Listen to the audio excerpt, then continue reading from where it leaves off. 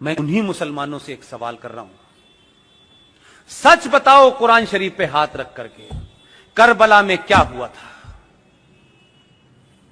अगर यह हिम्मत नहीं है तो हिंदुओं को और सनातनियों को झूठ बोलने के लिए करबला का इस्तेमाल मत करो। करबला में तुमने मोहम्मद साहब के खानदान,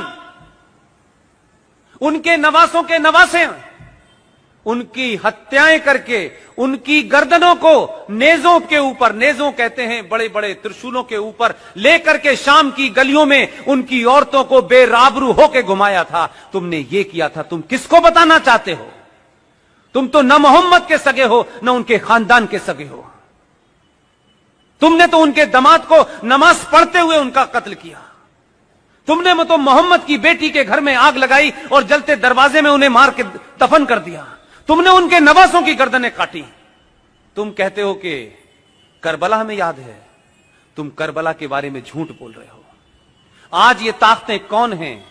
ये वही ताकतें हैं जिन्होंने मोहम्मद के खानदान को मारा।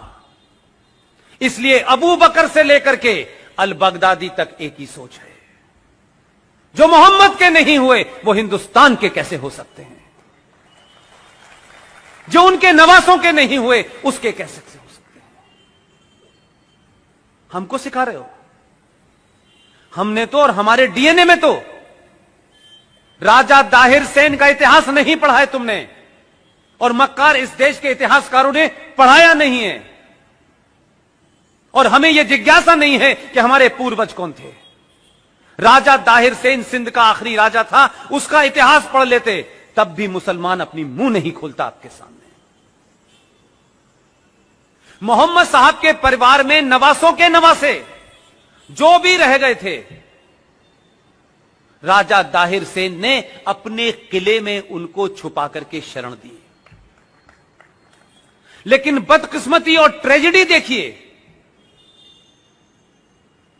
कि कासिम जो चला था वहां से, पूरा नाम उसका क्या है? मोहम्मद बिन कासिम। जो मोहम्मद बिन कासिम आया, उसने खानदान के खानदान मारे, मोहम्मद साहब के खानदान को मारा। राजा दाहिर उनके खानदान को बचाते बचाते, लड़ते लड़ते शहीद हो गया, लेकिन मोहम्मद के बच्चों पे उसने आंच नहीं आने दी। उस मोहम्मद बिन कासिम ने मोहम्मद के खानदान को मारा। पाकिस्तान का आज हीरो मोहम्मद बिन कासिम है। कहां के मुसलमानों हो और किस जगह के मुसलमानों हो, हमारे मुसलमान होने पे मुझे शक है। और मेरा शक इसलिए है, जो मुसलमान हैं पूरी दुनिया में, जो कुरान को मानते हैं, जो शरिया को मानते हैं, जो हदीस को मानते हैं, वो मुसलमान होने का पाखंड नहीं करते।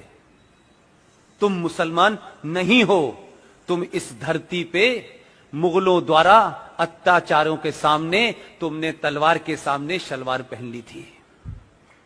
तुम कन्वर्टेड हो, इसलिए तुम मोहम्मद के बारे में नहीं जानते। लेकिन हिंदुस्तान में पॉलिटिकली मुसलमान होना एक फायदे का सौदा है। सत्ताएं डरती हैं, लोग डरते हैं, समाज डरते हैं, नाजायज मांगों को लोग मान लेते हैं। इसलिए तुम असली मुसलमान नहीं हो, तुम कन्वर्टेड मुसलमान।